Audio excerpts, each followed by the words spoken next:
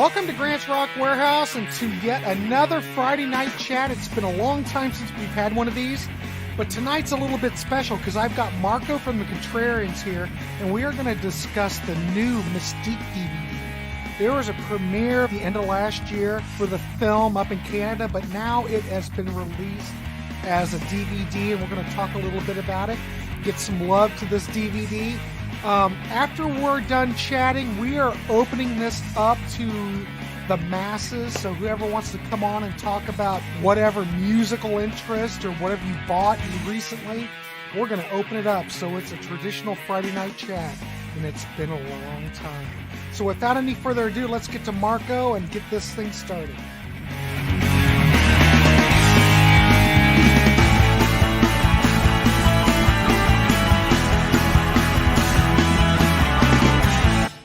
Holy crap, welcome to Grant's Rock Warehouse, and Marco, welcome aboard. Nice to see you tonight. We are doing like a double whammy. I mean, not only are we going to talk about the Mystique's DVD that Marco put together, but we're just going to have a Friday night chat. We haven't had a Friday night chat in, I don't know, it's been a long time because I've been doing all these Saturday streams. So this is like a double bonus. So not only are we having a Friday night chat, and we are talking to Marco, but tomorrow we are playing 80s from 1 p.m. to 2 p.m. So, well, actually 1 to 3. Let's change that. But here tonight, let's concentrate on Marco. We're going to talk for about a half an hour. Marco is free to hang out with the chat. But after we're done chatting, I will put the link out so anybody wants to come on. Normally when we do these, we just talk music, and we just share what recent purchases we've had. So, you know, we know how it is.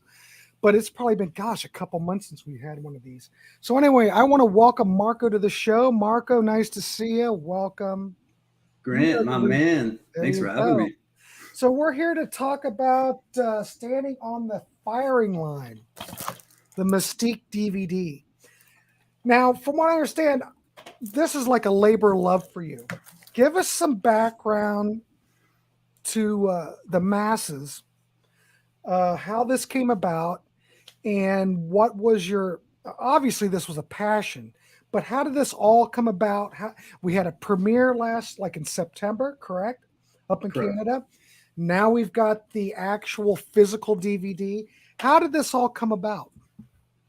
Yeah, so I mean, initially, and I've talked about this a lot, but you know, one of the driving factors of me getting interested in this band in particular is obviously I'm related to the lead singer, Ray Doria. He was the original vocalist and was the main vocalist from 83 to 89.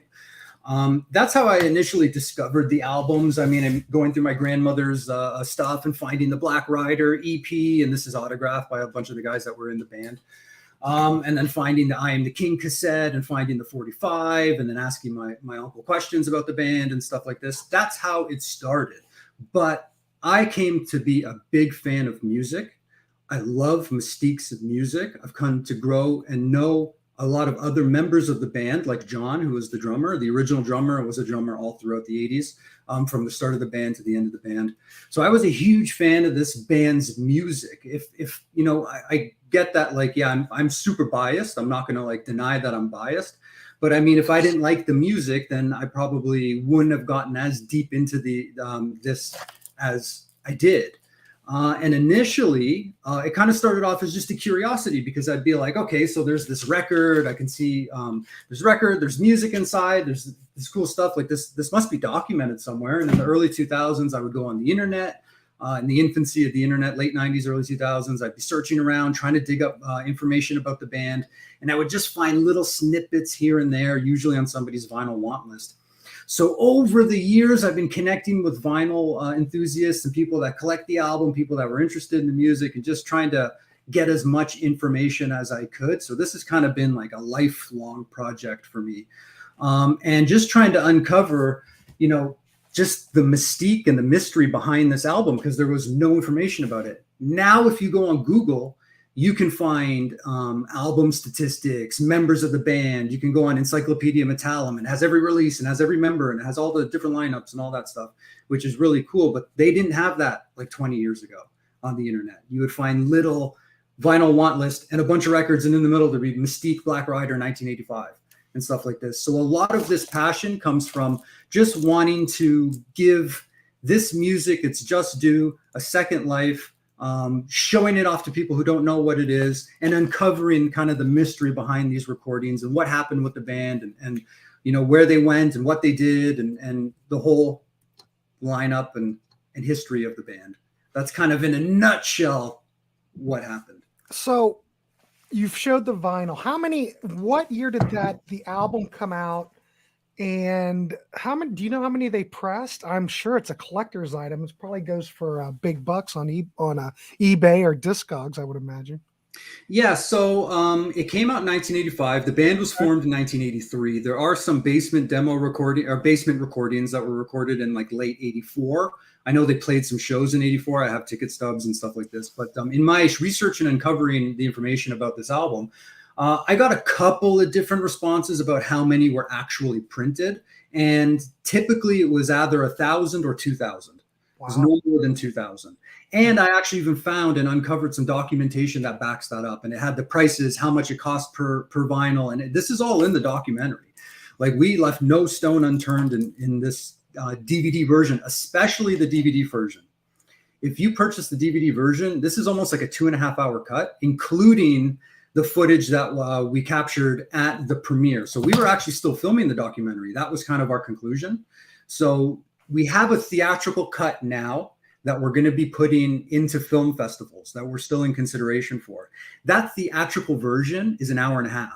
This DVD version is almost 2.5 hours. So you're going to have a lot of stuff in this version that you're not going to see if you go and see it in the theater at a film festival or something like this. So that documentation I found kind of backed up that 2,000 copy scenario. So I think there's about 2,000 copies. Some of them got thrown away. Some of them aren't around anymore. There's very few copies that show up on eBay. When they do, they usually sell for a few $100s on average. I think on Discogs on average, it sells for a couple $100 to a few $100. Wow, so that's awesome. Well, I'm throwing the link up on the screen, but I've also put the link up in the comments. So if anybody wants to go check out the Mystique online store, where you can get your own copy of the DVD with the full director's cut. There's the DVD. We sell Flynn Records re-released the I Am the King demo, which came out in 87. It's a 5-track demo. They re-released it on vinyl. It was initially available on cassette. Then there's we have t-shirts on there. So these are t-shirts that we're almost actually sold out of. There's buttons, there's merch, there's music, CDs. There's the Black Rider Anniversary that you can get on CD, which contains 10 songs that were remastered and released in 2015 as a 30th anniversary. So there's not just the DVD. So if you are interested in owning some of the music, you can get it on vinyl and on CD as well as the DVD. Excellent. So the band formed in like 83. What was the lifespan of the band? How popular did they really take off in Canada? I'm just trying to, because obviously no one here in the States probably really know, So they were formed in 83 and they lasted until 89, early 89. They were actually recording an unreleased album at the late 88, early 89. They had 3 official releases, and then unreleased demos and board tapes and things like this along the time. But they had 3 official releases. They were pretty popular in the Hamilton area, the Southern Ontario area. They traveled around Ontario a bit, and they were pretty popular around that area.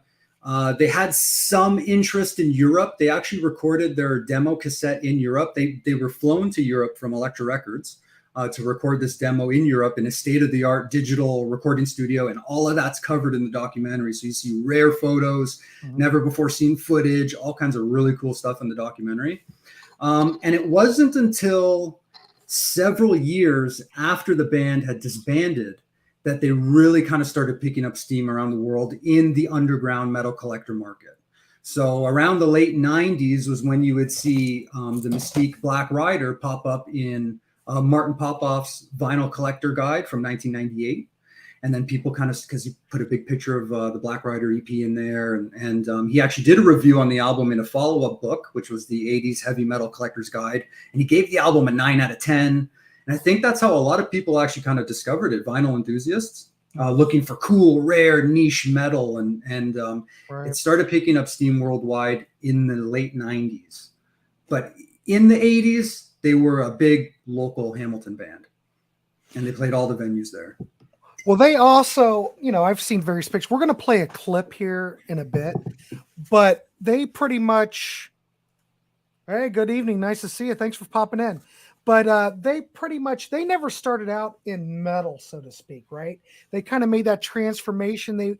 Because all the photos I've seen, they look very hair metal. But originally, like in '83, what did they originally start out playing? Were they just like a hard rock band or what? No, so actually, when they started off, they were actually a pretty heavy progressive metal band. Okay. So, like, if you listen to the Black Rider EP and the I Am the King recording, like those tracks they're pretty progressive and they're pretty heavy. They more evolved later in the 80s and tried and started becoming more, I guess, straight ahead rock. Okay. And that was a lot of the hair metal influences at the time. And they were, you know, trying to have some commercial success. So they put out a 45 and the single was called Rock and Roll Party Tonight. And that thing was like super straight ahead, like rock and roll, less heavy, more commercial, more hooky. So they kind of did that the opposite way. They started off very heavy and progressive and then kind of went more commercial rock and roll. Okay. Later in the 80s. So did they get any like airplay? How did Canadian radio, because I'm sure they distributed it to the Canadian radio stations. Did they get much airplay or? Yeah, so I think the EP how was the single received? Yeah, so the 45, I believe, was played at like local like college stations and local radio stations and stuff like this. I know that they sold them at concerts, and to give you a bit of a hint of like how successful they were in the area. I mean, like very few local bands had recordings, let alone were an international recording artist. They were paid by Elektra to go to France and record. And even back then, if you went to a Mystique concert, there was 8x10s, posters, t-shirts, buttons. Like I've got like several different authentic Mystique t-shirts from the 80s. Nice. And a lot of local bands didn't have that kind of stuff. So they had at least the amount of popularity to kind of produce it and have success with it and sell merchandise and stuff like this. So for the area, they were pretty popular. So what was the deal with Elektra? Because you said that Elektra sent them to do like these demos. So obviously Elektra was looking to sign Mystique. They were. Yes. So what's the story behind that? I'm fascinated with stuff like that. Yeah, so they had interest from a few different record labels. Like MCA, I think, was interested at one time and was asking for demos. Elektra Records. This was set up by Eric, who was a French guitarist who, when the initial lineup of the band kind of dissolved, John and Ray were the members who founded the band. And initially there was 3 other members, Vic, Dave, and Mark. They went off to form like a Deep Purple cover band, and John and Ray stayed. And by that time they had found Eric, who was a virtuoso guitar player, just an unbelievable guitar player from France. He had flown to Canada looking for a band, like a North American band to play with. And they had kind of discovered each other at the right time, at the right place. Mm-hmm. And Eric, I believe from what I uncovered in the filming of the documentary, was that Eric kind of had this connection with Elektra Europe. And there was some, the flights were paid for by Elektra, and the studio time, I believe, was paid for by Elektra. But Mystique had to cover their own, where they were staying, their own food and things like this. So it wasn't completely covered. Mm-hmm. But this was through interest from Elektra Records. So they flew over to France and they recorded this 5-track demo. Initially, they went back to Canada, and I guess Elektra was sitting on the demo recording and they owned it, and they had the rights for Europe and for France. But Mystique owned the rights to distribute it anywhere else. So they actually had to fight to get the recordings, the master tapes, sent over to Canada. They ended up releasing it themselves and shipping it around and selling it at shows in Canada. But there was interest from Elektra Records, but unfortunately it didn't go beyond the recording of the demo, which was the I'm the King. So did they still have copies of those demos? Did they have copies of, did those ever come out? Or were those ever released? Those demos were released and sold at shows. I have it somewhere. It's in this tub over here. I could probably pull it out. But I mean, they were sold a very, very limited run. I think about 500 copies were made. I think it's popped up. I've only ever seen it pop up online once, and it sold for like $75 American, and that was a few years ago. Mm-hmm. But they were sold and distributed like at shows, at local shows. So that was the Mystique I Am the King demo. This was released by Flynn Records just last year. And this is a vinyl re-release of the recording. Flynn Records is a record company that kind of finds old metal bands from the 80s and 90s and who had demos and EPs, and they re-release them on vinyl and stuff like this. So this is actually available on the website. So if anybody's interested in the I Am the King recordings, which is still very progressive and very heavy, that's on the Mystique website as well. And by the way, here's the link. I put the link in the chat. So if anybody wants to check this out, we are talking to Marco from the Contrarians, who is behind the Mystique DVD and the film that was released last year. But now the film is out on DVD. It's a director's cut, much longer than what you would have seen back in the theater. So if you're interested, we're going to show here a clip here pretty soon. But yeah, here's the DVD. It's available. There's records. There's merch. Check that link. Go out and check it out. You might. It's pretty great stuff. And one so of those bands that I think kind of slipped under the radar here in the States, but we're trying to give it some love. Yeah, and just to kind of follow up about the DVDs. So like the reason we put it on DVD is because we know that a lot of the people that are interested in Mystique are metal collectors and want something physical. Right. Right now, we cannot put the film online as a digital stream. And that's because we're currently in consideration to film festivals. And a lot of film festivals have rules about how you can distribute a film before it premieres at their film festival. So the reason that it's on DVD is A, because of the metal collector market. And B, because we do plan on hopefully being able to distribute it as an online stream at some point that people can just purchase and watch from home. But unfortunately, like at this time, it is available as a DVD only, but this was a professionally produced factory, like stamped 8.5 gig DVD it's not burned. This is like a stamped off of a production line DVD that should work in most DVD players and CD-ROMs and stuff like this. And this is the regular size of a DVD. Yeah. By the way, it's a quality product. We're not just like he said, it's factory press. It's the real deal. So yeah, and there's special features on there, limited to 250 copies. Once they're gone, they're gone. You'll be able to see the DVD, hopefully on a streaming service or an online platform at some point, but not anytime soon because we're doing the film festival thing this summer, this fall, maybe even early next year. So you might not get to see it online for maybe over a year from now, but you can purchase the DVD, which is loaded with special bonus features and even some hidden features if you look around for them. Yeah. And that's just a hint. Cool. Well, while we're talking about it, why don't we show the clip so people can get a taste of it? So this is like a promo clip. It's like 3 minutes and 50 seconds. We're just going to let it run. Check it out. Check the link below. It's in the chat. Is there anything you want to say about this clip before we show it, Marco? Yeah, so the first minute and a half is a scene from the film, and then the second portion is a song. So I don't know if you want to play the whole thing, but we'll play the whole thing. We're good. Why not? Sure. Yes. So this is actually part of this portion of the film is diving into that single, that 45 that they released in 1988. So the A side was Rock and Roll Party Tonight. It was kind of like a move to go a little bit more commercial, a little bit more hooky and poppy, and try to get something on the radio because the progressive metal thing wasn't working so well. And bands at the time like Motley Crue, Poison, Bon Jovi, they were huge at that time. So Mystique put out this single, and on the B side, what they decided to do was to kind of put something on the B side that might drum up interest if the A side didn't. So the B side was actually a cover recording of Stone Cold Crazy.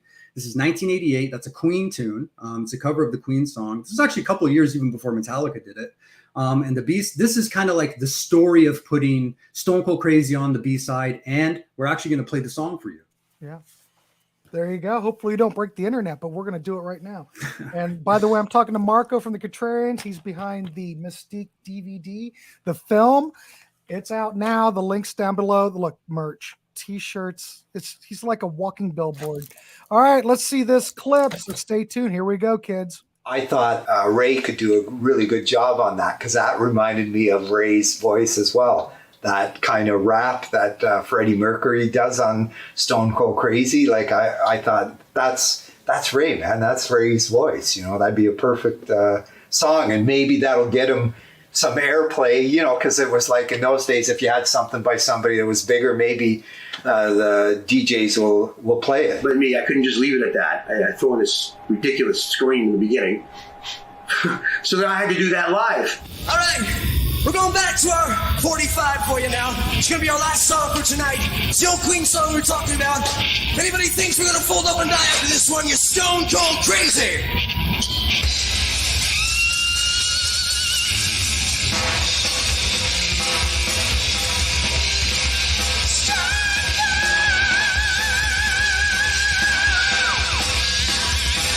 It was very rare for me to leave parts out when I was singing live. I tried to always do it as close to the hour as possible. You know, sometimes I didn't. Fair bit of a Queen fan, but I did not really know that song. So I had a lot of fun recording that. I know Metallica actually did a cover of it much more recently, and it became a fairly big hit for them. So, but yeah, that's a great tune, and Ray's vocals were bonus. Sounded great. That was a good idea, putting a Queen cover on the back and an obscure Queen cover, because that's the kind of thing that can also get attention and get stuck on the radio. So they could have got on the radio with the hair metal hit. They could have gone on the radio with the Queen cover as a kind of a novelty thing. It could have worked either way.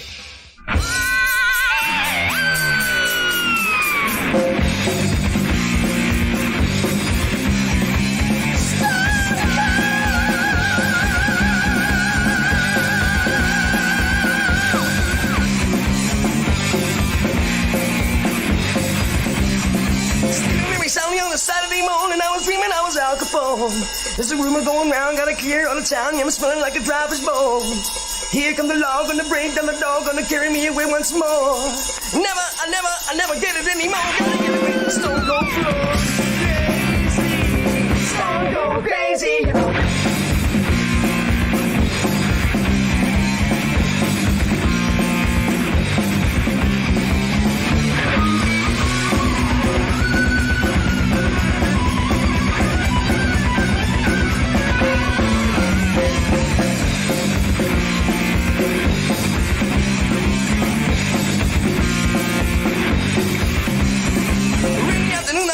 Typhoon and I'm playing on my slide trombone.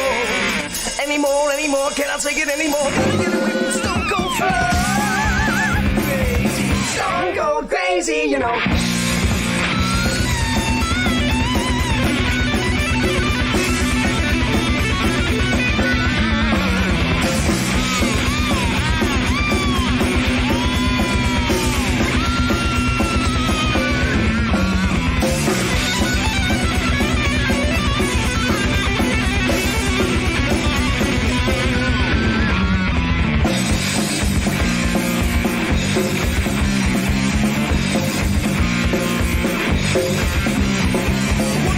Shooting people that I meet with my rubber timing, what a gun.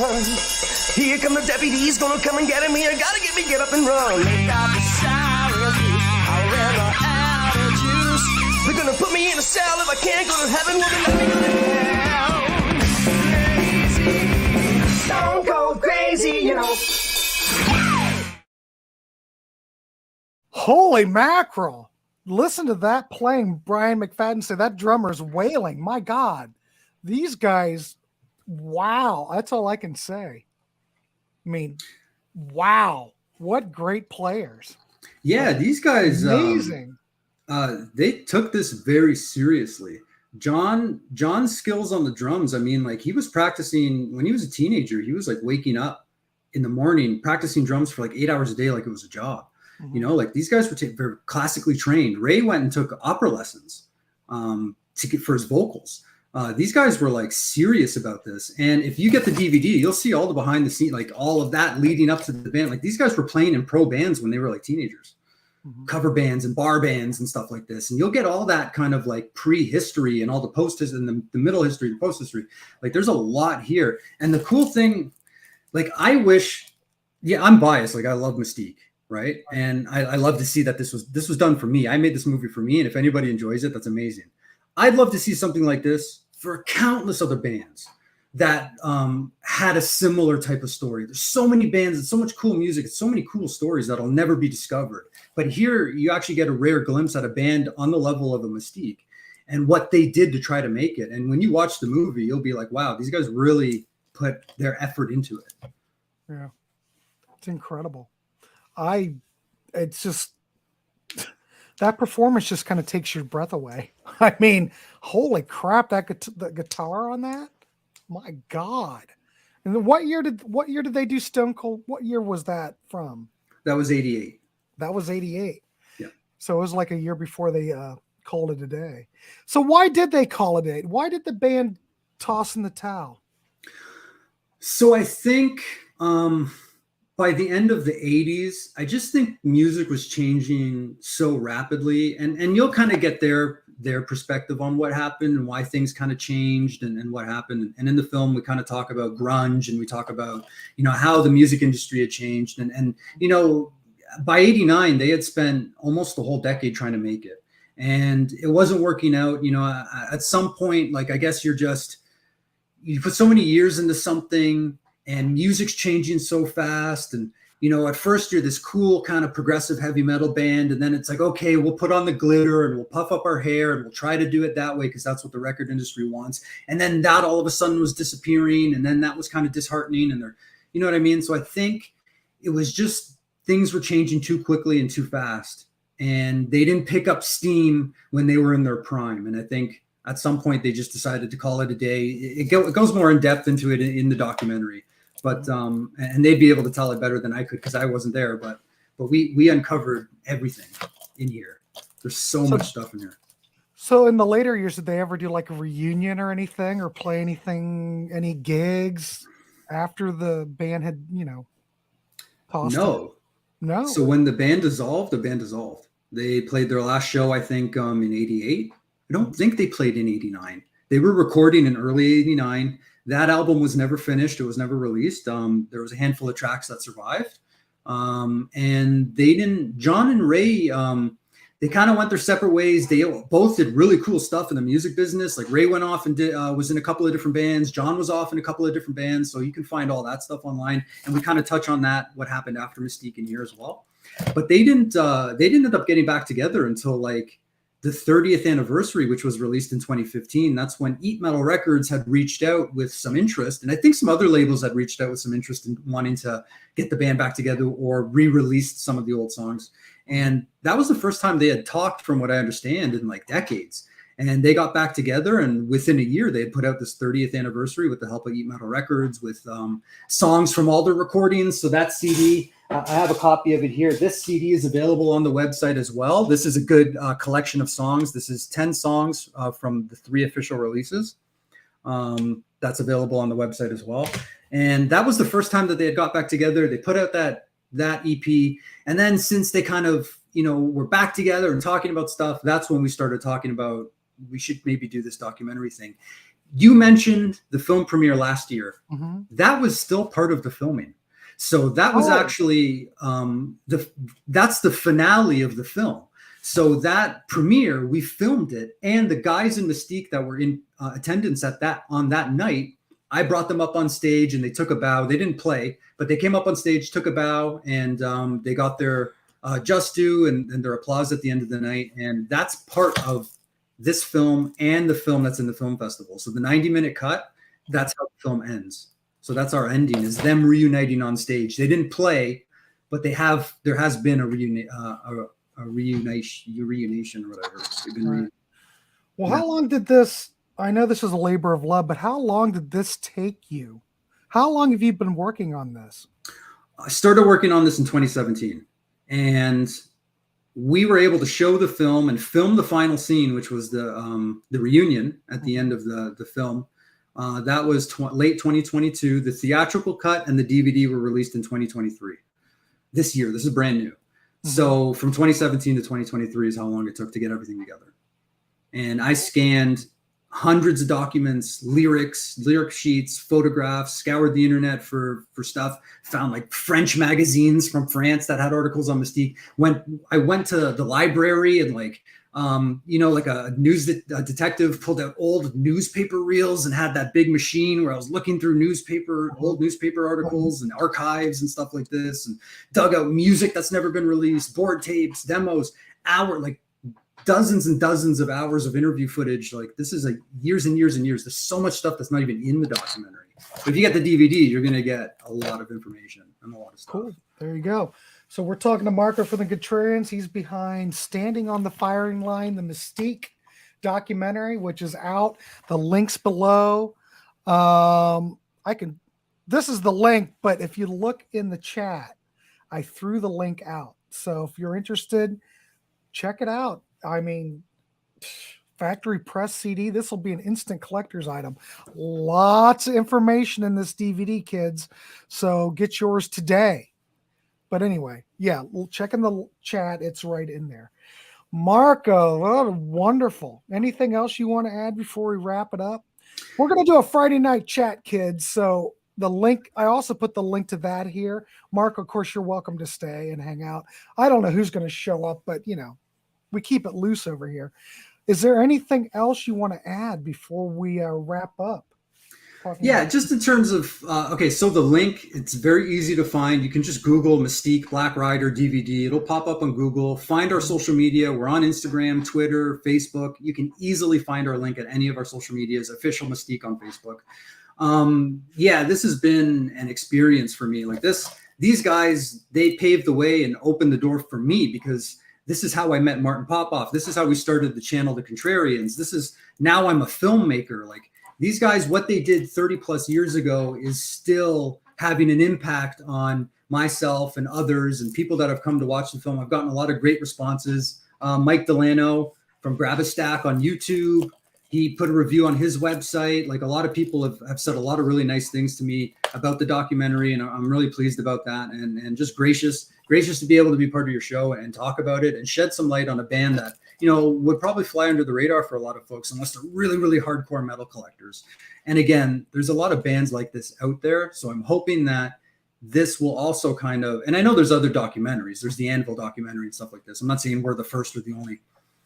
But the Black Rider EP is kind of has been called for some metal collectors like a holy grail for their collection. It's something that they want. It's rare. It's expensive. They want it in their collection. And there's a lot of bands like this. And I'm hoping that this will kind of pave the way. And maybe we'll see more stuff like this in the future. More documentaries about bands that deserve their due in a second life. Yeah. So go check it out. Mystique DVD. Well, I'm just curious real quick, because you mentioned that this is how you met Martin. This is how the whole Contrarians YouTube channel began. What was it? Had Martin written about Mystique and you reached out to him? How did that come about? I'm just curious. Yeah, so in the late 90s, early 2000s, hey, Tim, my man. Yeah.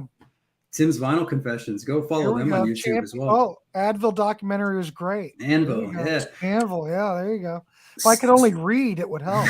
So anyway, how did you meet Martin, and had you already started the process? You obviously had already started the process of gathering. Okay, I'm just curious. This actually happened in the late 90s, early 2000s, when I was trying to find information about the band and going on in kind of like the early days of the internet. I know the internet had been around for a while at that point, but in the early days of me looking around for Mystique information online, I would find people that were vinyl enthusiasts that would have, an online forum. They would post, this is my vinyl want list. Reach out if anybody has this. I'll do trades. I'll buy. I'll sell. Whatever. Right.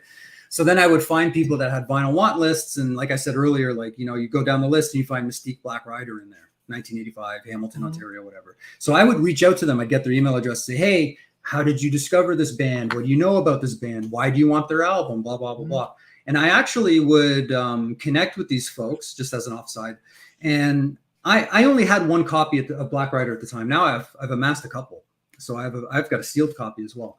But at the time, I would say, look, if you're interested in music, I cannot give you the vinyl copy. I only have one, but I would love to send you the tape, and I'll even send you the I Am the King recording and the 45, the Rock and Roll Party Tonight, as part of that tape. And I would tape trade. I would duplicate tapes, and I would trade them all over the world to, this is when I was a teenager.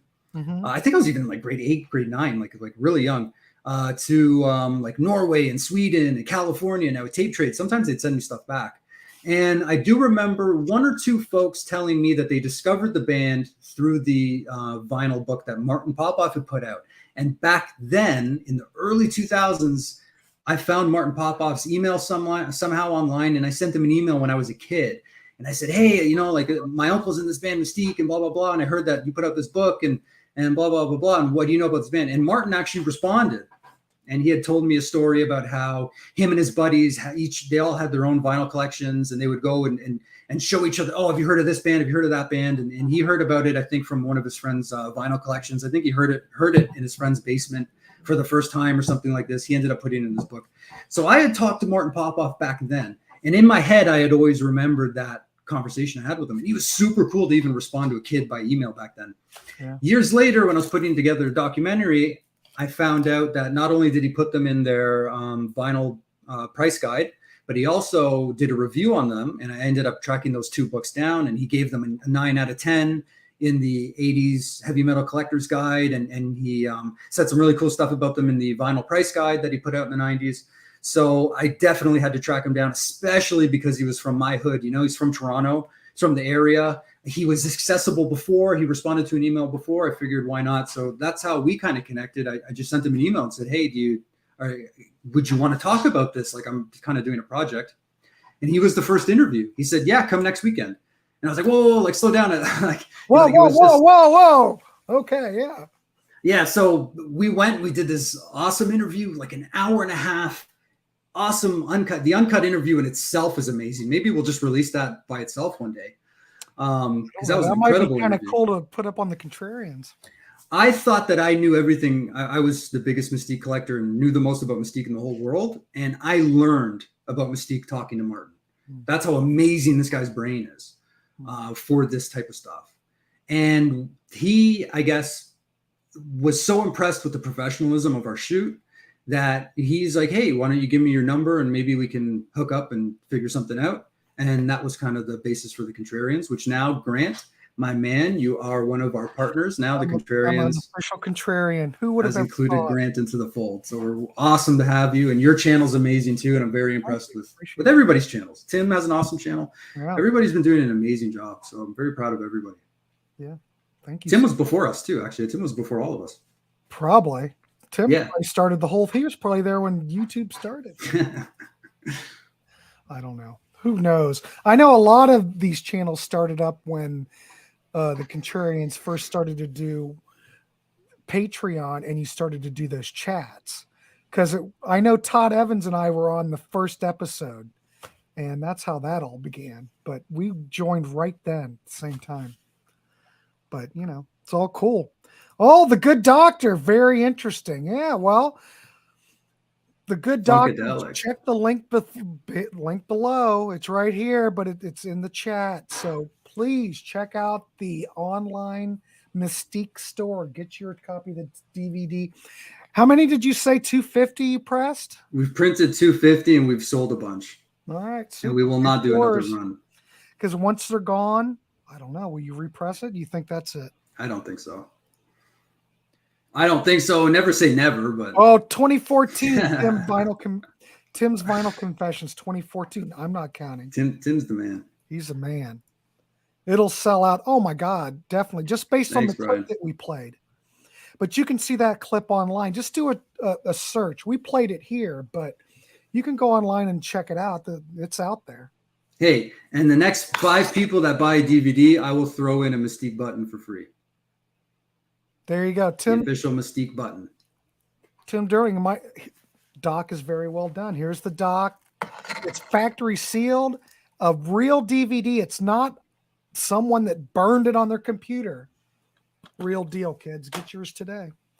And like I said, links below, blah, blah, blah. And the price is in Canadian dollars, so it's a little bit cheaper than you might think. But you will ship to the U.S. because I know I got mine from you. We will ship to the US, but it's in Canadian dollars, so it's a little bit cheaper than you might think. There you go. All right, Marco, anything else you need to add before we open up the chat? By the way, the link is in the chat. Here it is right here.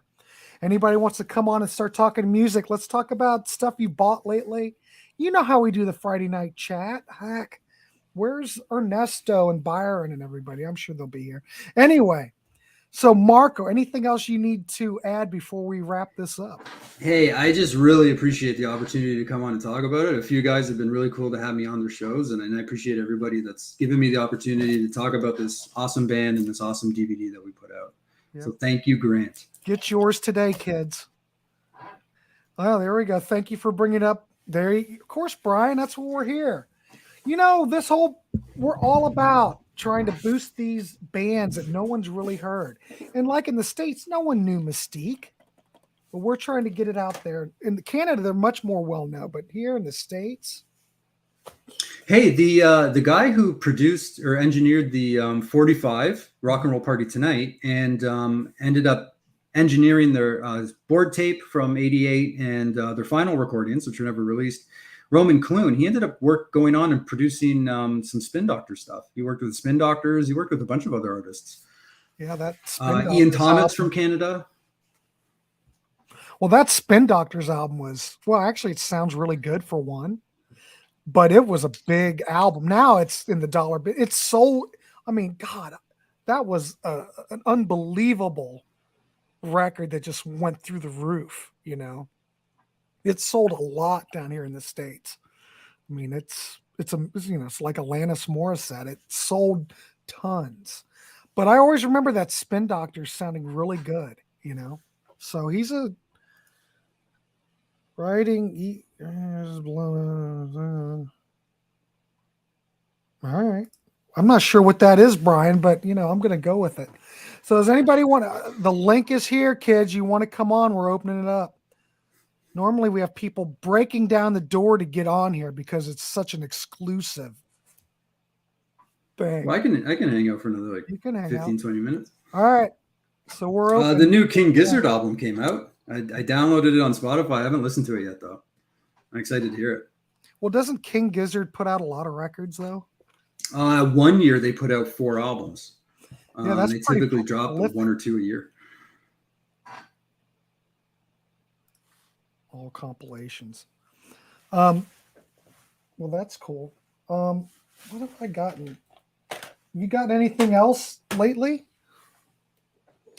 I will mention this if I can find the rest of it. Hold on, let me look at something. Trying to think what else. Lately I've been listening to most of my stuff on Spotify. Yeah. I love collecting concert DVDs.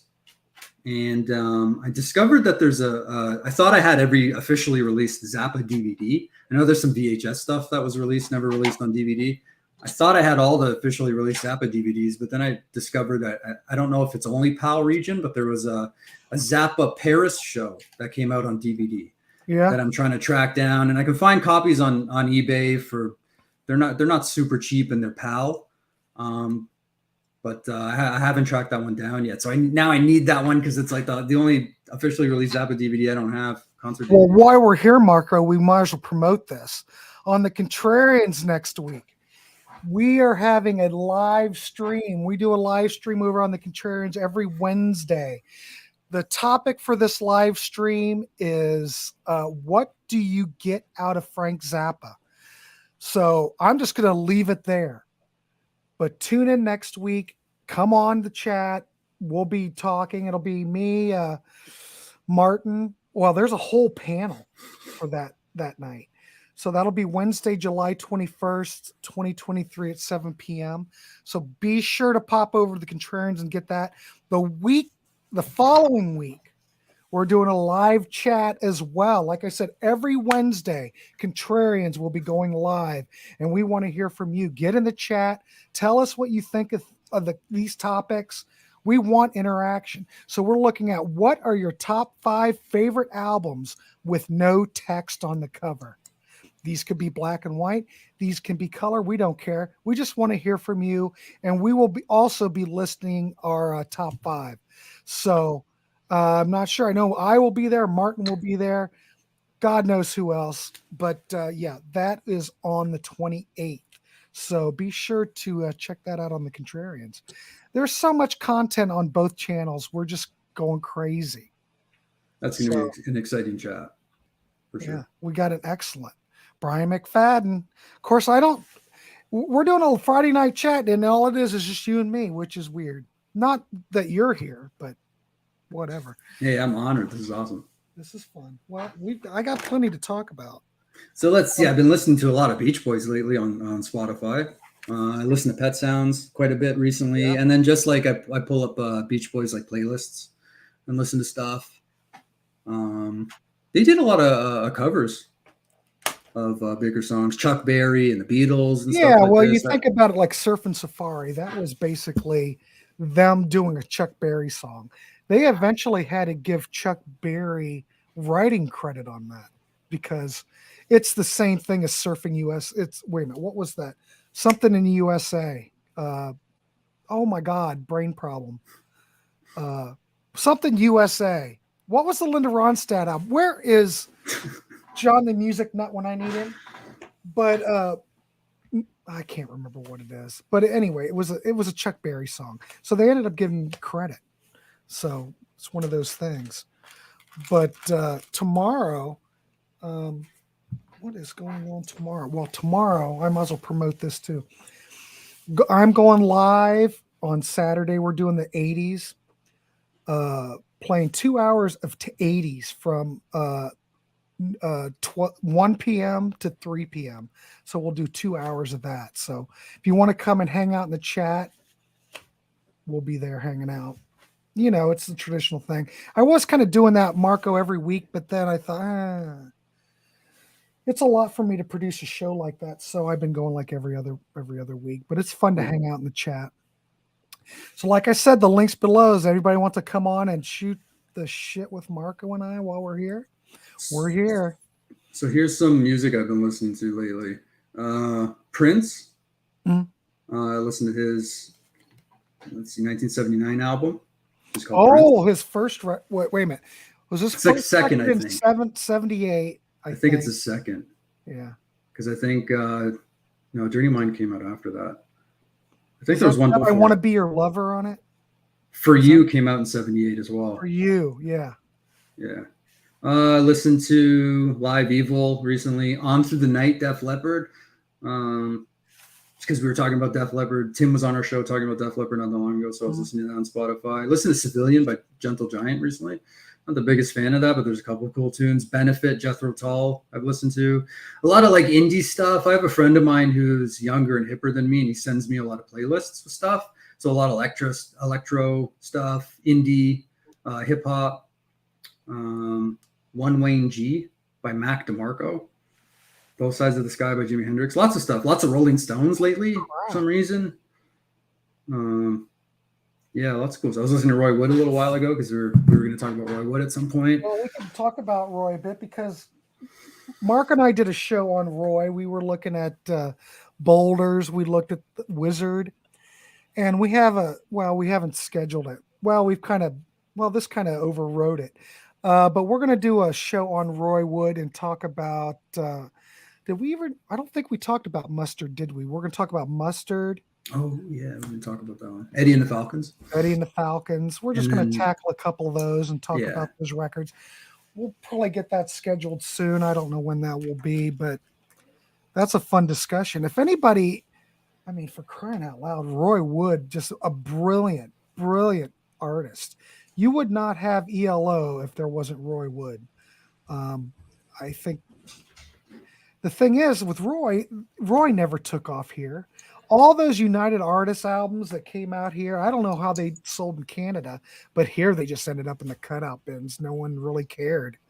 It was all about ELO, but Roy couldn't sell anything. In fact, we haven't seen Roy tour over here in years.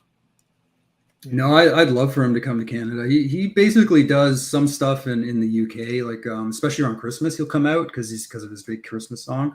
Mhm. But he hasn't come over here in a long time. But like, you just look at his discography, and what's interesting is the last time that we talked about this, I kind of realized like he hasn't put anything out new since his album that he put out in the 80s, Red Cars. Yeah. Red Cars Are After Me, and that came out in like 85. He hasn't done anything new since then. And then you look at his discography before that, like you go from like Looking On, which is kind of a heavy progressive album in itself, It's heavy. with some eclectic stuff going on in there. Then you go to Boulders, which is kind of more folky and poppy. And then you go to Wizard Brew, which is like a jazz rock fusion. And then you go to Eddie and the Falcons, which is like a throwback to like the 50s. And just like every album was like a totally, the variety of genres that he was writing and arranging music for is just incredible. Like he's what I would say is an artist for sure. Well, you listen to Mustard and the first thing you think when listening to that is the Beach Boys. Beach Boys, yeah. There's a lot of Beach Boys influence on that record. A lot. But he loved the Beach Boys. He loved those harmonies. And of course, the guy loved all that 50s stuff, kind of like Frank Zappa loved doo-wop, Yeah, well, when you hear a song like Heroes and Villains, Mhm. and then you go and listen to some stuff from Eddie and the Falcons, it's almost like he lifted the melodies like right from the Beach Boys. Why does Pretty Girl sing those sad songs? That's another Roy Wood song. Could have been a Beach Boys song. Oh, yeah. For sure. Have you ever heard any of the Beach Boys Smile sessions? You mentioned it to me, and I dabbled in it very briefly, but I couldn't really tell you. I don't really recollect. Sorry, not recommend. I don't recollect a lot of what I heard, but I did dabble in it a bit when you mentioned it to me. Well, they always talk about how, Brian was losing it or whatever, but you listen to like those sessions, 66, 67, it spanned months. But what's on those sessions is absolutely brilliant. Brian is in control of the studio, in control of the musicians. He knows exactly what's going on. These rumors that he was losing his shit or, had a breakdown, whatever. He was total in command. And you look like Beach Boys, Smiley Smile, Wild Honey, Friends. You listen to any of those sessions, Brian is running the whole show. Yeah, it's not quite as extensive like as Beach Boys Today or Pet Sounds or Smile, which were big productions. Wall of Sound, the Wrecking Crew in the studio. He still used the Wrecking Crew later. The productions aren't as massive, but Brian was still running the show.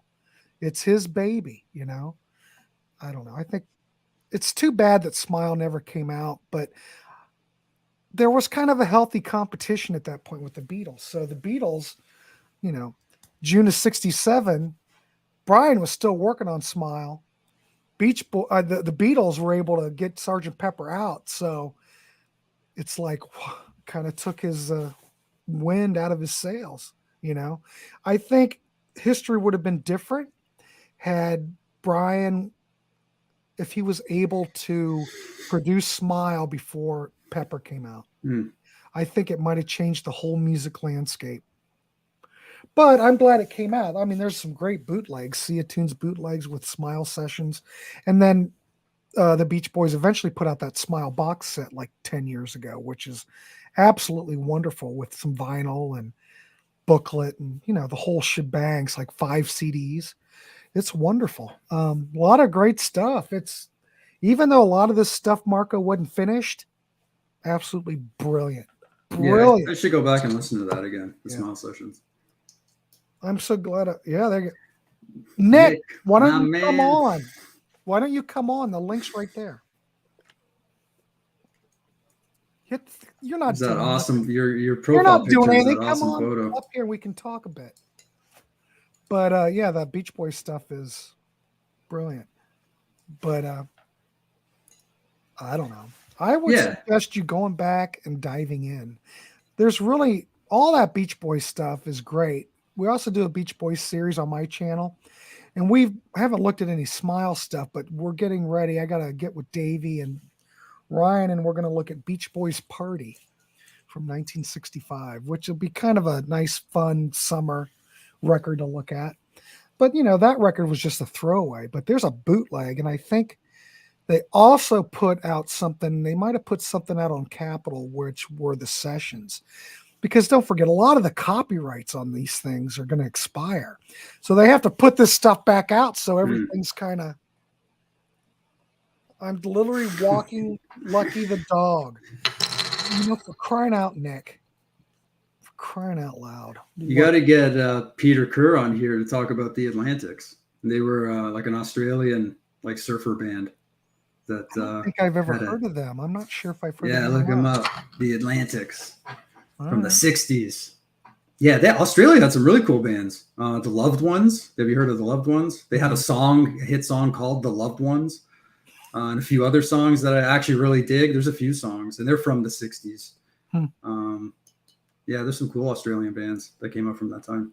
The Atlantics and the Loved Ones. Look them up. All right. Write that down, kids. The Atlantics and the Loved Ones. All right, I will. Yeah, the Atlantics had a song called Come On.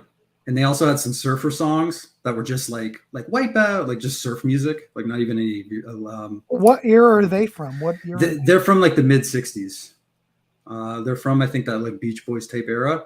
The Loved Ones, I think, were a little bit later 60s, and they're a little bit more like Beatles, Rolling Stones kind of band. They had a few cool songs. Look up the Loved Ones. Okay. Sad Dark Eyes is a good tune. The Loved One, which was a hit. Ever Loving Man. That's a great tune as well. They had some good tunes, the Loved Ones. Yeah, I had no idea. Yeah, their lead singer died in the 80s. They did a quick reunion in the 80s, I think, and then he passed away not shortly after, unfortunately. That's horrible. Yeah, so get Peter Kerr on here. You can talk about those bands. I think he knows those bands. So anyway, Marco, what's coming up since you're here? What's coming up on the Contrarians? Anything that we need to know about? So if you follow the Contrarians at all, stay tuned tomorrow for Pop-Off Archives. Martin Popoff talks to Chris Squire of Yes, mostly about the album Close to the Edge. So Pop-Off Archives is a really cool concept where Martin digs into his vast library of archived interviews that he's done with dozens and dozens, hundreds of musicians over the years. And we get little snippets of these interviews. So those are really cool. And so it's Martin talking to Chris Squire. That's coming up. We also have the Iron Maiden trivia coming up at the end of the month. I know you've done a couple of recordings, like I think a Dark Horse Judas Priest Jugulator's coming up. Yep, that I'm getting ready to upload. That's done. And I was watching it today. My God, that was a fun episode. I have not seen it. I'm looking forward to it. And then what was the other one we just did? The Cars Panorama, which was great. Oh yeah, and that topic went so well that we're going to do yet another Dark Horse episode covering the Cars Door to Door from 1987, which, it's one of those records. It's just kind of, I don't know. I think it got a lot of backlash at the time because it's really noisy. There's a lot of distorted guitar. It's not your traditional Cars record. I mean, you can look at Panorama and go, well, that's not your traditional Cars record either, but it's like if you take the first and second album and just be more experimental. Panorama is very experimental and not quite as commercial. It still has the same tonality as what came before. Still produced by Roy Thomas Baker, but it's a little bit more eclectic. Look, it's Todd Evans. Come on. Come up here. Todd, my man. The link's right there. Come up and talk to us. I'm trying to get Nick on here if he ever gets done walking Lucky. But I'm going to be going soon, so maybe somebody can jump on and take my spot. Well, come on and talk for a little bit before Marco has to go. Come on. Anyway, and anyone wants to come on. Brian, come on up. Whoever wants to come up, let's talk some music, for crying out loud. It's Friday Night Chat. What's wrong with you? I'm also going to be doing a couple of shows outside the Contrarians. I'm going to be going on Almost Human next Thursday live, and Melissa's Metal Chat. Melissa's a friend of the Contrarians and has been on the Contrarians previously. I think that's going to be early July, and that's going to be about Mystique. So, what are you going to be talking about on Nearly? Is that a Kiss? Is that Kiss? Almost Human. Ralph has been on a few of our Oh, trivias. Ralph. Okay. Yeah, so I'm going on his show. I don't know the topic yet. I think I'm going to talk about Mystique maybe a little bit, or show the DVD. But I think there's actually going to be a topic discussion, and that's going to be live next Thursday. So go follow Almost Human.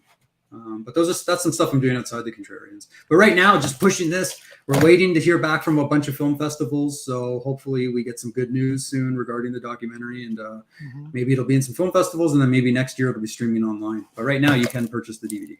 Yeah, and here's the link. It's in the chat for anybody who's interested in the Mystique DVD. It's a labor of love from Marco. I mean, for God's sakes, if it wasn't for Mystique, we wouldn't have the Contrarians. I mean, we owe a lot to Mystique. Oh yeah, there's the record, and that's an original. Is that an original pressing? No, this is the 30th anniversary vinyl. I have an original. It's up there framed, with some ticket stubs. I've got a few original copies. I've got every original recording. Yeah, not necessarily an arm's length. So, but you said so. Here comes Todd Evans. Hey, gentlemen. Welcome, Todd Oh, Evans. man. Friday Night Chat. He's here with Marco. We're talking about Mystique. Go. Welcome. Hey, Grant. Todd, thanks for coming on. You're welcome. I'm losing my voice a little bit, so What is going I'm on? not with going to you? stay long. Not sure. You falling apart? We're in the process of buying a house. Didn't you And close today or I'm something? I'm talking too much. No, there's issues, so it's still ongoing. Oh God. Well, good luck with all that. I know that Thank could you. be stressful. Yeah. Well, congratulations on the house. Thanks. It'll all work out. Yeah. There was you put up a link a little while ago. I have not bought the DVD yet. So I need to buy the Mystique DVD. So I'm going to do that as soon as I get Here off it here. is. The next 5 people that buy a DVD will get a Mystique button. Okay. And Look, we're it's in selling them left and Canadian. right. Remember, it's in Canadian dollars. And it gets shipped with tracking. So you'll get tracking right away. Okay. It gets shipped next business day. You get tracking, and it's in Canadian dollars. All right. Look at that. We're pumping it. I feel like we're like QVC or something. Like we're. Oh, hey, Brian Hey, get this McFadden. Mystique DVD. No, it's fun. It's a great DVD. So we're just here just to promote it, and I was just telling Grant a bit earlier. So we're in consideration for film festivals. That cut, which is our theatrical cut, is 90 minutes. The DVD is almost 2.5 hours. Okay. So you get a lot of stuff on the DVD that's not in the theatrical cut, including footage from when we showed the film, which was part of the finale. So it was a premiere. We called it a premiere, but it was actually, we were still filming the documentary because there was a bit of a reunion, a little bit of a spoiler there. But we did have a bit of a reunion, and that's included in this DVD. So that's, if you see it in a theater, or next year when we stream it, you're going to get the 90-minute cut. If you buy the DVD, it's almost 2.5 hours. So there's lots of stuff on here. Have any festivals let you in already? Have they? No, we've not been rejected by any festivals, but we're in consideration right now for all the ones that we've applied to. I missed the cutoff date on a couple that I really wanted to get into, one in my local city that I kind of missed the cutoff date on, which I was kind of disappointed in. But we are in consideration for the Hamilton Film Festival, which would be amazing for Mystique because they were a Hamilton band. Yeah. But I'm going to start hearing back by the end of this month. All right, good. Throughout the year. So yeah, So that's labor exciting. of love for Marco. This is incredible. I'm just so proud of you, Marco. Hang on a second. But it's a nice DVD. We played some footage of it before. Oh, look. Oh, wait, that's not better. mood Hang on. lighting. Wait a minute. Todd's in mood lighting. So, Todd, That's you're better. losing your voice. What? Just a lot of talking or what? Yeah, there doesn't seem to be much of. It's probably allergies. Yeah. So is there anything coming up on, well, while you're here, is there anything coming up on Rush fans for you that you know about? Are you going to partake on or anything? right now, there's not anything that I'm involved with. They're going through the Roll of Bones album, and so they're almost done with that. They just did the third to last song on that, and then they'll be doing Roll of Bones. Counterparts will start, and they're doing a lot of fun things with the Rye Guys. Rye Guys is Ryan and Ryder and Eric Winter, and they do lots of quizzes and stuff. So they're doing a lot with that. Well, we had that one show, gosh, when was it? A couple weeks ago, Mm-hmm. where it was half Contrarians and half Rush fans. So we did that over on Rush fans, and we were looking at trying to make the worst Rush album. I guess that would be what we try to do, right, Todd? Make Least best. the least best. Well Yes. put. And that was a fun exercise. We had a blast. So hopefully we'll be doing some more on there.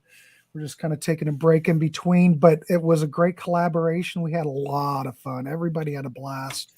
Yeah, that was a good time. It was great. It was really good. Oh yeah, Brian, I watched that. Well, Oh, Brian, thanks, did Brian. you enjoy it? We're trying to put out good content, you know, whatever channel we're on. We just want to talk music. That's what it's about. That's all we're here for. And Rush Fans is an old friend of the Contrarians show, and we started doing our music trivia because Rush Fans was doing a Rush trivia. That's where I got the idea Oh, right. from. Okay. And so it's really cool that Ryan reached out to me and asked if he could do a Contrarians concept, because now it's kind of come full circle. We're doing each other's Yeah. concepts. So Yeah. Yeah, pretty it's cool nice, how that it's worked nice. out. It's a nice, healthy collaboration. So I'm looking forward to doing more. But, you know, you got to kind of space things out. You know, you don't want to do too much. You know what I mean? But, yeah, plenty of content coming up on that channel. And, you know, Todd is also a member of Contrarians. He's also a member of Rush Fans. He can be seen on my show. We're always doing stuff. And, in fact, today we premiered our last Matthew Sweet show. So we looked at modern art, cat spa, and that's it. We're done. And we also just recorded last night, gentlemen. For some reason, all this worked out. We did with Tim Derling. I don't know where Tim Derling is, but we did the final April Wine episode where we ranked all 16 albums. Oh my God. And gentlemen, I thought we could just probably whip through it. I think that show went 2 hours. Now, see, but that's the best part about series like that is you got to see them through to the end. Right. Even though people talk about, you know, they only are only interested in a specific era of a band, you got to go all the way to the end. And well, the beautiful thing about the April Wine series, and we kind of talk about this in the show. I don't know when that'll be out. I'm kind of backlogged with shows. Is that a lot of those records I would never have heard, because if it wasn't for the show, originally when we started that show, we were just going to look at the classic albums, Nature of the Beast, Harder, Faster. the capital ones that everybody Capital knows, ones. recognizes the covers of and stuff like Right. that. The classic lineup. But after we did those, we looked at each other and kind of went, well, heck, why don't we just keep going? So we looked at the entire catalog, and it took a year to do. But when you do something like that, when you do an exercise like that, it just turns you on to so much more than I wouldn't have heard. I would never have heard those early April Wine albums, let alone the later ones. I just would have stuck in that, you know, like a horse with blinders. I'm just looking at that classic period. And there's a lot more to that band than just that. Yeah, Nature of the Beast is a great record, and Harder, Faster is great, but there's a lot more to it. Well, and when you do those shows, it really opens you up more, you know. And I find that, and I think that this kind of goes right in line with the concept with the Contrarians, is that there's a lot of conventional wisdom with a lot of bands, like say REM, that the early albums are great, the middle albums are greater, and the later albums are not worth bothering with. Now that you can, that's debatable. It's like on Bicyclelegs show, we did a show about Chicago in the 80s. Mm-hmm. And everybody just says, oh, well, Chicago sucked in the 80s. But there's no value in that content. I mean, let's look at everything and see if there was anything good. And we thought there was. So I like to do stuff like that. I like to do stuff. I mean, it's one thing to pick on the albums that everybody always picks on, like Love Beach and stuff like that. But I like to take eras of bands that are overlooked and talk about that. That's what was so great about the Matthew Sweet show, is because the show series, because we went all the way to the end. We went all the way to the end. A lot of fans have already checked out way before the end. And it's a lot of that happens with these legacy bands, if you think about it. Yeah. People check out. They just want that. Well, look at FM rock radio, like on AC/DC, they only play so many songs. Right. And everybody's stuck. If a band has a new release, these stations don't play those new releases. They might play it once, and that's it. It's just a sad state of affairs, you know. I always hate when, well, this is hardly relevant anymore because, I mean, you could talk about whether or not FM radio is even still a thing, and it's probably not worth me getting upset about this. But you go to a show and a radio station has a booth and they're handing out free buttons and stuff, and you're like, you don't play this music, you know. It's like there'll be like a metal band or something like that, and you know, like Rock 102 will be there, and it's like you're not brave enough to play this music, so get out. Well, you know, as Clear Channel's taken over everything and homogenized everything. Right. There's no creativity. There's no. I don't even know why they bother to do that. Yeah. But sorry, that's my soapbox. In the 60s, you'd have regional hits. You know, there'd be like a song up in Cleveland that was a big hit, and then you might go to Columbus and they might not have heard it. You know, but now there's just no. It's sad. I mean, is there even really a music industry at this point? Well, there is, but I think it's all. It's localized, not localized. That's the wrong word. It's like cottage industry. It's like a band well, Steven Wilson's a bad example because he's signed to a large independent. But a band like Amorphous or a band like Catatonia, who are on, like Catatonia is on Peaceville Records, which is a metal label, and they have a stable of bands. And every time a Catatonia album comes out, you know it's going to be on Peaceville. You know it's going to come out on vinyl. You know there's going to be a couple of bonus tracks. It must pay for itself. It must make some money. Yeah. So the big label machine is, I mean, that's all. I have a friend that we used to work with at the record store who is a executive at Big Machine Records in Nashville, which is a lot of, you know, like New Country and stuff like that. And that's a very successful label.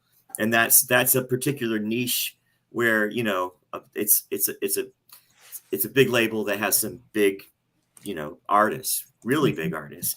But there's not very much of that going on anymore. And it's all kind of compartmentalized into genres.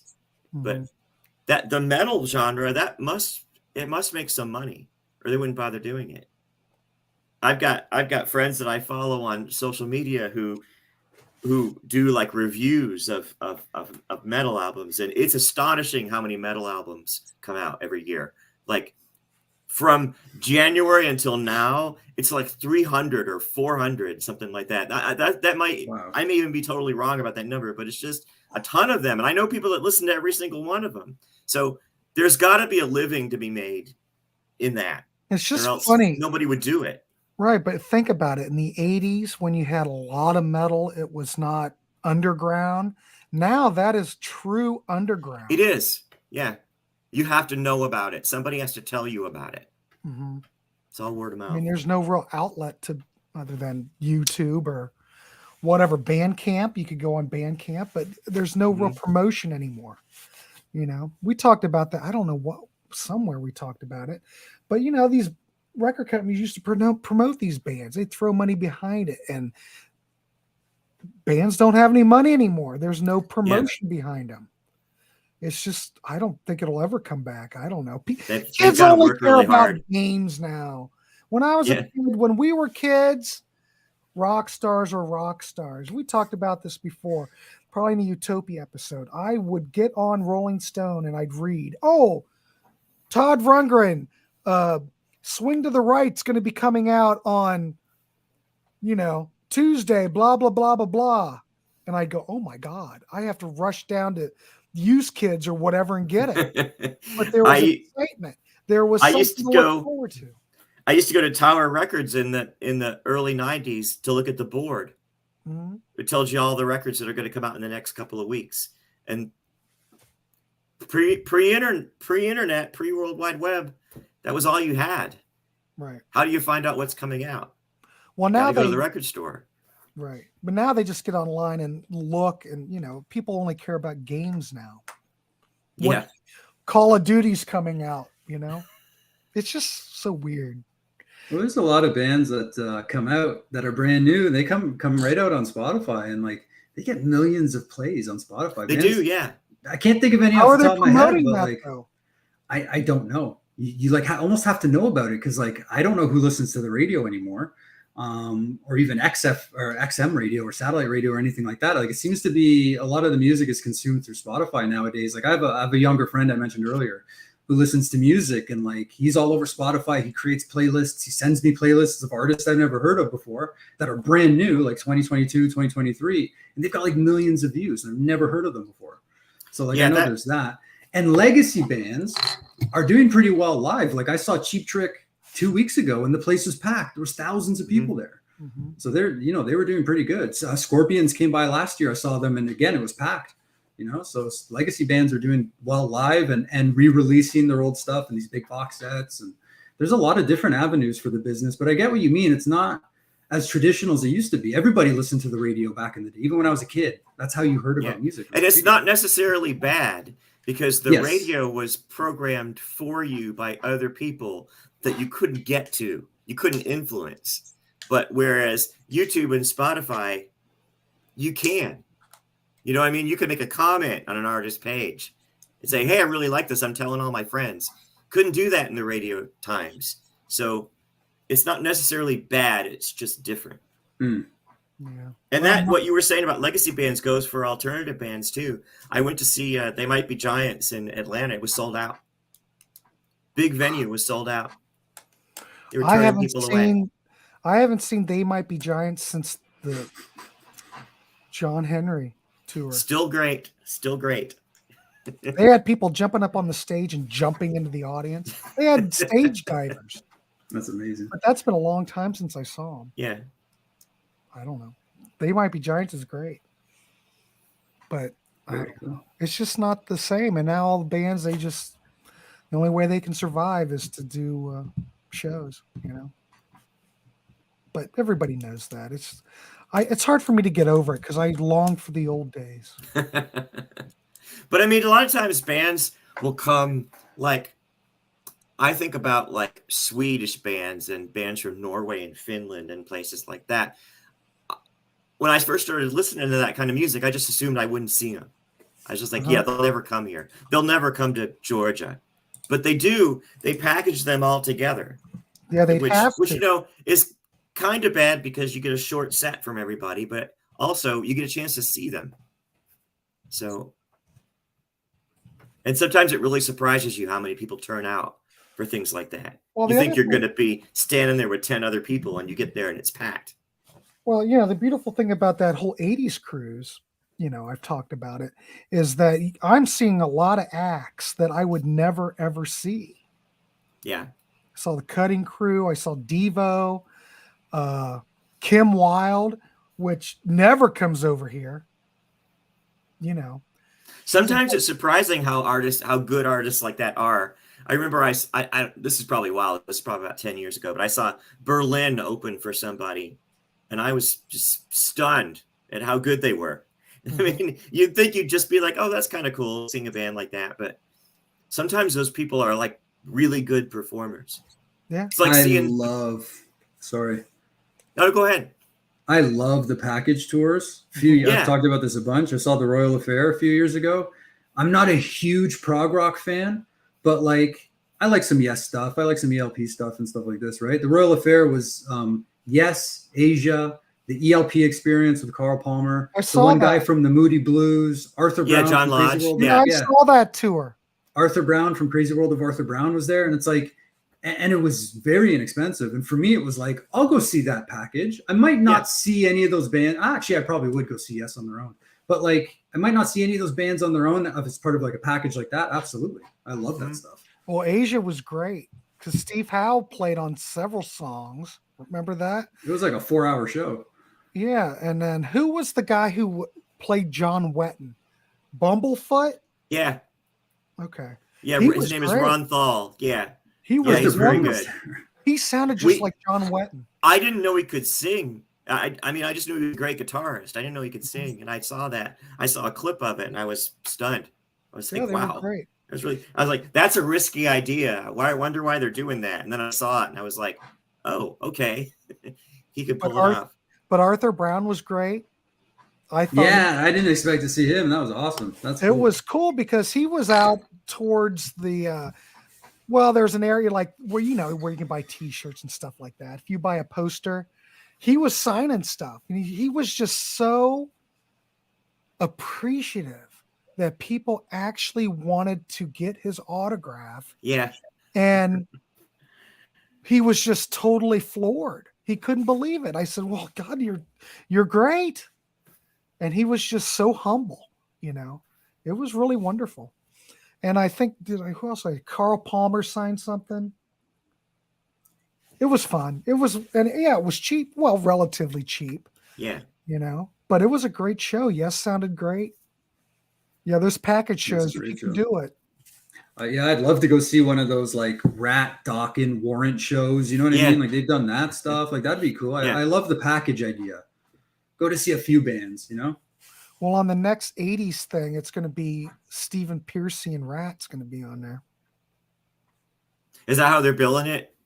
I think it's Stephen Piercy of Rat. I don't think any Rat guys are, but you got Stephen Piercy. Hopefully he doesn't get blown away by the winds on deck because there's not much to him. He could get blown off, whisked off into the ocean. But there's a whole bunch of people. Who else is Tommy Two-Tone's playing? I've never seen Tommy Two-Tone. And I don't know. There's a whole bunch. 38 Special. I've never seen 38 Special. Is that the real 38 Special with Don Barnes and everybody? Don Barnes. That's cool. He used to shop at the record store I worked at. He did. Yep. Yeah, he's good. Great voice. I love all that 38 Special stuff. Yep. Do. I'll never forget one of my coworkers. He asked, he was like, why wasn't it wasn't somebody who was a fan of the band, but he said, why isn't Don Barnes in 38 Special anymore? And the answer was, well, they decided to go in a different direction. And my friend said, I guess they were tired of having all those hits. And so every time I think of Don Barnes, I think of that. I was like, that's a pretty good point. Well, the Van Zandt, what was it? Is that Ron? Not Ronnie. What's the brother? Donnie Van Zandt. I mean, it was like he was like co-lead. It was his band, I think. Yeah. But he didn't have the voice or the songwriting ability that, what was that? Don Barnes did, Yeah. And the voice, for crying out loud. Yeah. I love all that 38 Special stuff. Well, guys, I'm going to hop off because I got to rest my voice. I'm Yeah. going to go lie down. I don't want you to. But first, I'm going to buy the Mystique DVD. Todd, And then you're the man. Thank you. You're Thanks for welcome. coming on. It's good Sorry to see you and talk to you took me again. so long. Yeah, good to see you too. No, don't Grant, apologize. That's awesome. Grant, Well, thanks for having me on. Hey man, I always appreciate you coming on. I figure, Marco, we did it. We only attracted Todd. That was it.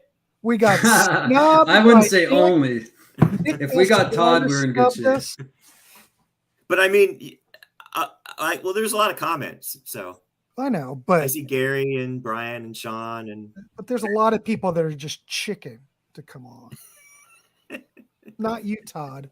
Not you. well, thanks. All right, you guys, I'll see you. Thanks a lot. All right. Good night. Bye.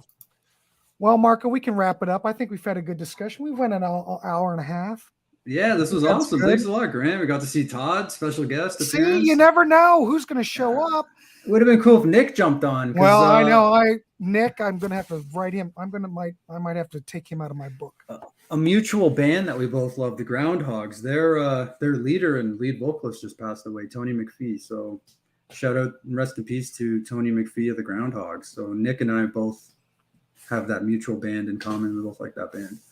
They were one of my favorites too. All right. So on this note, here's the link below. It's in the chat. Check out the Mystique DVD. Marco's Labor of Love. Holy crap. It's 2 hours and a half of documentary. What should we call it? Documentary. I need a good word. Goodness. Documentary experience. So check it out. Order. You get a free button for crying out loud.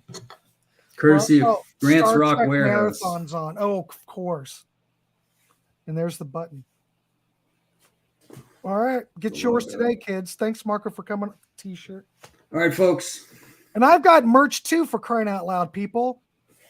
Buy a shirt. After you buy this, After buy this you buy the first, and then if DVD. you have money left over, buy a Grant's Rock Warehouse shirt. That's right. Throw me some. I never mention it, but I mentioned it. What the hell? All right, Marco, have a good night. Thanks everybody for making a comment, and thanks to Todd Evans for jumping on. It's the second time I've seen Todd this week. Wow, he's prolific. All You're right, in good company. see everybody, and tomorrow. Oh, Sean Barnes, thanks, Sean. My man, Sean. Thank you, good doctor. Dr. Now, Funkenstein. reminder: 1 o'clock tomorrow. We're playing 80s from 1 to 3. So see you in the chat tomorrow. So have a wonderful weekend. All right. Thanks, everybody. We'll see you. See you, Marco. Thanks again.